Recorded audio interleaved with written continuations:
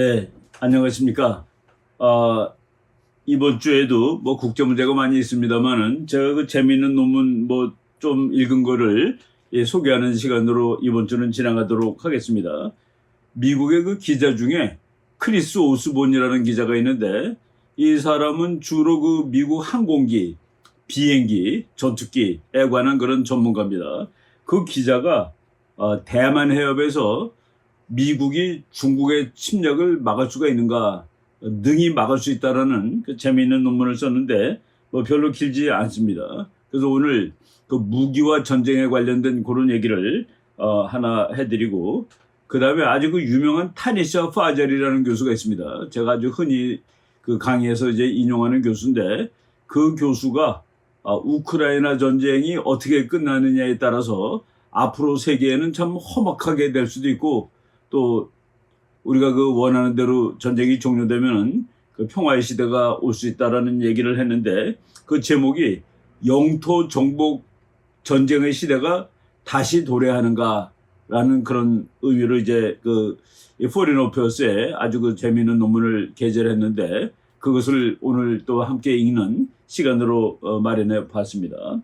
먼저 그 크리스 오스본이라는 사람이 쓴 그 미국 공군의 그 능력에 대해서 이제 말씀을 드리겠는데, 여러분 그 군사 무기가 말이죠. 요즘에는 그 발달 정도가 그 보통이 아닙니다. 그렇기 때문에 그 아주 좋은 무기하고 그 별 볼 일 없는 무기하고는 그 아예 상대가 되지가 않습니다. 옛날만 하더라도 예를 들어서 2차 대전 같은 때, 그때는 어느 나라든지 무기가 비슷했습니다. 영국의 비행기나 미국의 비행기나 독일의 비행기나 전부 다 비슷했습니다. 심지어는 그 진주만을 공격한 일본의 그 제로 파이터라는 비행기는 그 비슷비슷한 중에서 제일 좋았다라고 얘기할 수 있었을 정도였는데, 독일군이 가지고 있는 총이라든가 미군이 가지고 있는 총 별로 차이가 안 났습니다. 다 비슷비슷했는데 오늘날은 무기가 엄청나게 차이가 난다라는 말씀을 먼저 드리겠습니다. 제가 그냥 뭐 그 아주 이건 아주 고급 모델은 아니지만은 제가 이제 하나 그 갖고 있는 F-22라는 비행기입니다. 뭐 여러분들 그 모양 보면 딱 저거 F-22구나 하고서 아시는 분들도 있을 거예요. 이 비행기는 지금 미국만이 가지고 있는 비행기인데 이것을 절대로 다른 나라한테 팔질 않았습니다. 이 비행기가 미국에서 두 번째로 좋은 비행기하고 공중전을 했는데 145대 0으로 이겼습니다. 그 이후에는 그래서 안 했습니다. 그러니까 얘는 다른 비행기 몇 대랑 같이 계산을 해야 되느냐에서 숫자가 나오질 않는 거예요.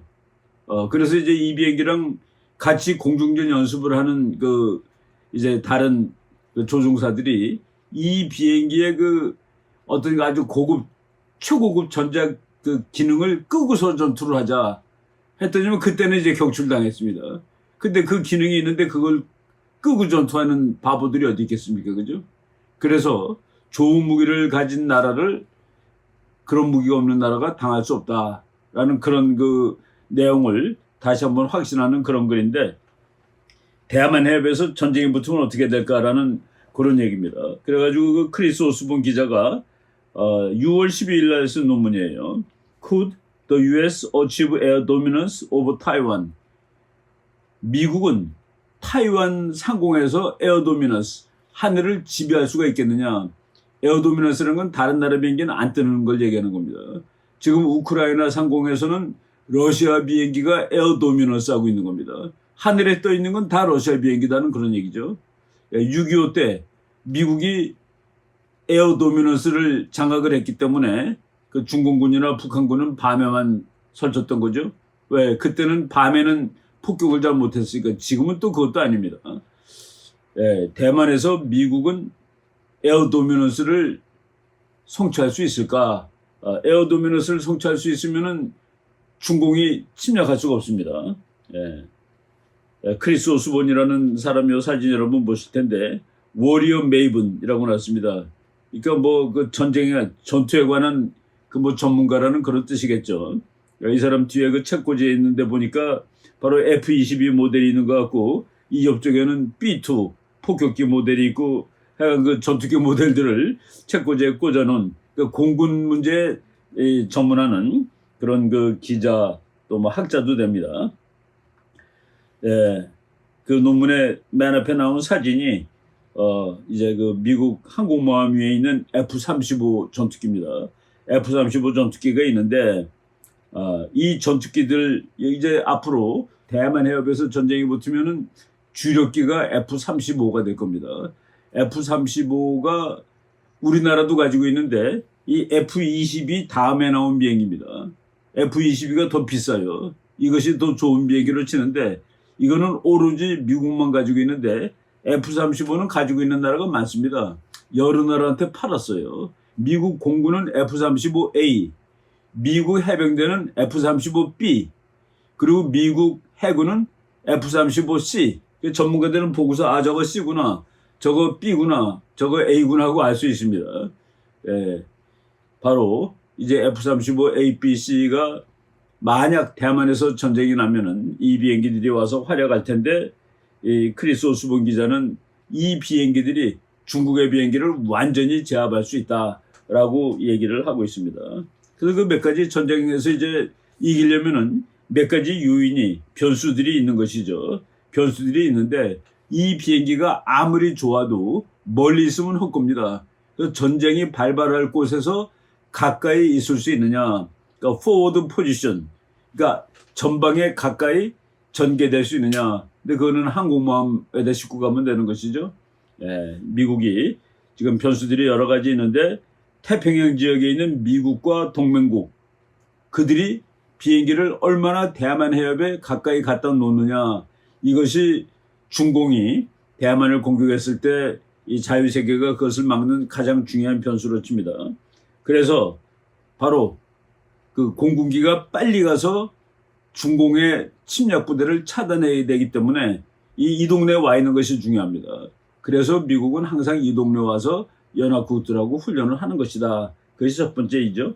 첫 번째 이유입니다. 이 같은 이유 때문에 미국이 태평양 지역의 동맹국들과 동북아시아에서 해군 연합훈련을 벌이는 것이다. 그러니까 뭐 한국 해군하고도 미국이 연습하고 일본 해군하고 연습하고, 그리고 이번에는 림팩이라고 그래가지고 뭐 하와이에서 수십 나라가 모여서 연습하는데 이것이 전부 대만 해협을 염두에 두고 하는 것이다라고 볼 수 있겠습니다. 그리고 이제 비행기도 이제 세대가 변하는데 F-35하고 이 F-22는 이거는 뭐 5세대 비행기라고 할 수 있는 겁니다. 세대가 바뀌면은 그 앞세대 비행기하고는 아주 상대가 안 되게 고성능 비행기가 나오는데 지금 미국의 4세대, 5세대 함재기들은 4세대라는 말이 나온 것은 미국 지금 항공모함에 가장 많이 실려있는 배는 실려있는 비행기는 F-18이라는 비행기인데 걔는 4세대입니다. 그리고 5세대는 F-35. 이 두 가지가 중공이 침략군을 신속하게 차단 및 파괴시킬 수 있다라고 이 사람은 결론을 내리고 있습니다. 이제 보니까 대만 해협에 가까이 있는 미국의 기지들입니다. 여러분 지도 보시겠는데 한국에 있는 기지도 상당히 중요한 기지로 치죠. 일본에 미군 기지 있습니다. 괌섬에 있습니다. 필리핀에 있고, 그리고 베트남에 있고, 태국에 있습니다. 그 조금 멀리 쪽에 호주에도 있고 뉴질랜드에도 있고, 그러니까 대만 해협을 중심으로 그 중국을 거의 둘러싸고 있는 이런 그 전진 기지에 미국의 4세대, 5세대 전투기들이 배치되어 있다. 그래서 대만에서 전쟁이 나면은 이 비행기들이 가가지고 중국의 침략 함대 또는 침략하는 공군을 경멸시킬 수 있다라고 얘기를 하고 있습니다. 또 다른 변수가 뭐냐면은 미국 군함에다 이제 그 전투기를 싣습니다. 그 군함이 대만에 정말 가까이 갈 수 있느냐는 그런 변수예요. 그러니까 그것은 다른 말로 하면은 중국이 그 배들을 쏠 텐데 그것을 피해서 갈 수 있느냐 하는 그런 얘기인데, 이 크리스 오스본은 가까이 다가갈 수 있다라는 식으로 이제 결론을 내리고 있습니다. 대만북은 수백 마일 근처까지 갈 수 있다.